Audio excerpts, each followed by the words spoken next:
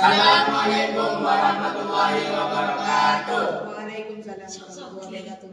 Kami dari kelompok 3 akan mempresentasikan tentang sumber daya kehutanan yang terdiri dari Muhammad Fadli Furqoni, Muhammad Samsul Harifin. Oke, yang pertama, pemanfaatan langsung atau tangible.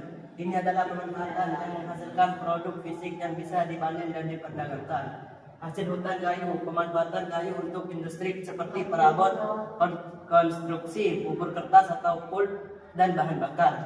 Hasil hutan bukan kayu atau HHBK. Pemanfaatan produk selain kayu seperti rotan, getah, madu, buah-buahan, tanaman obat dan hasil buruan. HHBK seringkali menjadi sumber pendapatan penting bagi masyarakat sekitar hutan. Yang kedua, pemanfaatan tidak langsung atau intangible. Ini adalah pemanfaatan jasa atau fungsi ekologis hutan yang tidak menghasilkan produk fisik tetapi memiliki nilai ekonomi dan sosial yang sangat penting. Jasa lingkungan. Hutan berperan sebagai paru-paru dunia dengan menghasilkan oksigen, menyerap karbon, menjaga siklus air, dan mencegah erosi. Pemanfaatan ini seringkali diwujudkan melalui skema pembayaran jasa lingkungan atau PJL. Ekowisata, pemanfaatan keindahan alam hutan untuk kegiatan pariwisata yang berorientasi pada pendidikan dan konservasi seperti trekking, pengamatan burung, dan penelitian alam. Keanekaragaman hayati. Hutan adalah rumah bagi jutaan spesies flora dan fauna. Pemanfaatan ini bisa berupa penelitian genetik, pengembangan obat-obatan dari tumbuhan hutan, dan perlindungan spesies langka. Pada dasarnya, pemanfaatan sumber daya kehutanan yang berkelanjutan bertujuan untuk mencari keseimbangan antara aspek ekonomi, ekologi, dan sosial.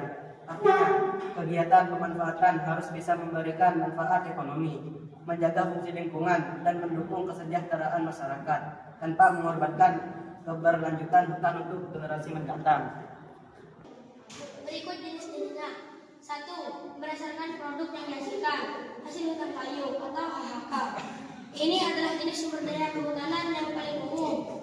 Hasilnya berupa berbagai macam kayu yang dimanfaatkan untuk berbagai keperluan industri dan sehari-hari. Contoh, kayu jati, meranti, ulin, ramin, dan lain-lain. Peralatan, bahan bangunan, furnitur, bubur kertas, dan bahan bakar. Hasil hutan bukan kayu. HBK adalah semua hasil hutan yang tidak berbentuk kayu namun memiliki nilai ekonomi dan manfaat yang besar. Pemanfaatan HBK seringkali menjadi sumber penghidupan untuk bagi masyarakat di sekitar hutan. Contoh, tumbuhan rotan, bambu kertas, parot, damar, madu, buah-buahan, dan tanaman hewan, madu, lebah hutan, sarang burung, hingga perikanan di hutan mangrove.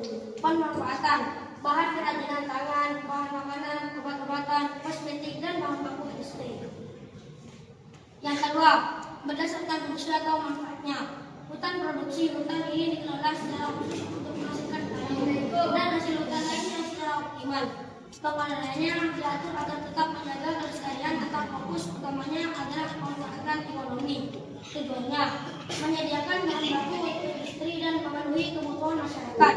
Contohnya, hutan jati di Pulau Jawa atau hutan tanaman, industri atau HTI di Sumatera dan Kalimantan.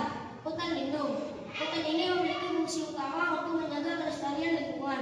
Pemanfaatan di hutan lindung sangat dibatasi untuk menjaga fungsi ekologisnya. Tujuannya melindungi tata air, mencegah erosi dan banjir, serta mengendalikan perubahan iklim. Berikut contoh-contohnya.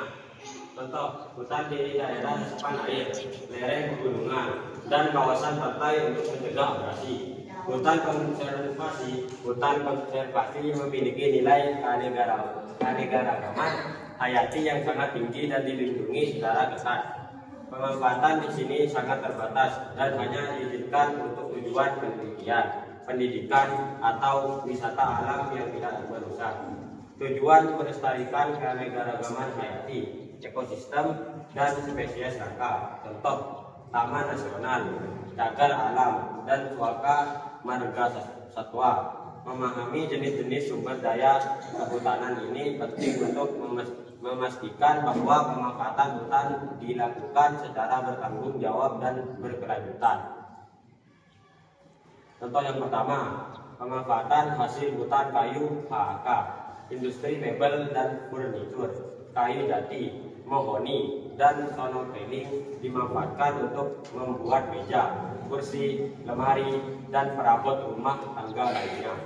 Konstruksi dan bangunan, kayu ulin, kayu besi dari Kalimantan sering digunakan sebagai tiang rumah atau jembatan karena kekuatannya yang luar biasa terhadap air. Bahan baku kertas, pohon akasia, dan eukaliptus dari hutan tanaman industri HTI diolah menjadi bubur kertas PULP untuk memproduksi kertas. Bahan bakar, sisa-sisa kayu atau kayu bakar digunakan sebagai sumber energi terutama di daerah pedesaan. Contoh yang kedua, pemanfaatan hasil hutan bukan kayu HHBK, bahan makanan dan minuman. Madu hutan, madu dari lebih liar di hutan yang dikumpulkan oleh masyarakat. Buah-buahan hutan, buah rotan, buah menteng atau buah-buahan liar lainnya yang bisa dikonsumsi. Getah pohon, getah karet dari pohon karet yang diolah menjadi produk karet atau getah damar untuk bahan baku ikan dan karnis, obat-obat dan jamu tradisional. Kayu manis, kulit pohon kayu manis digunakan sebagai rempah-rempah dan bahan jamu. Berbagai tanaman obat, tumbuhan seperti basak bumi, purbateng, dan kunyit hutan dimanfaatkan untuk kesehatan. Kerajinan tangan, rotan dan bambu diolah menjadi keranjang, tikar, mebel, dan berbagai hiasan. Gondorukem dan terpenting, getah dari pohon pinus diolah menjadi gondorukem, bahan baku sabun dan cat, dan terpenting pelarut cat. Yang ketiga, pemanfaatan jasa lingkungan, ekowisata, dan rekreasi. Taman nasional, kawasan seperti Taman Nasional Ujung Kulon atau Taman Nasional Bromo Tengger Semeru menawarkan trekking, pengamatan satwa liar, dan rekreasi alam. Hutan mangrove di pesisir dimanfaatkan untuk edukasi dan rekreasi, misalnya penelusuran dengan perahu. Jasa penyerapan karbon, program-program internasional seperti RED plus reduksi emisi dari deforestasi dan degradasi hutan. Memberikan insentif finansial kepada negara atau masyarakat yang berhasil menjaga hutannya sebagai penyerap karbon.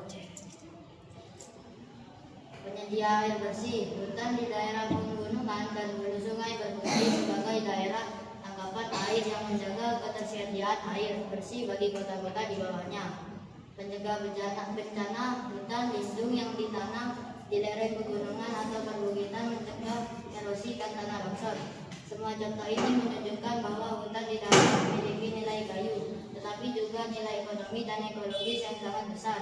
Pemanfaatan yang berkelanjutan harus mengintegrasikan semua nilai tersebut untuk kesejahteraan masyarakat dan kelestarian lingkungan. Cukup sekian presentasi dari kami, kurang lebihnya kami mohon maaf. Assalamualaikum warahmatullahi wabarakatuh.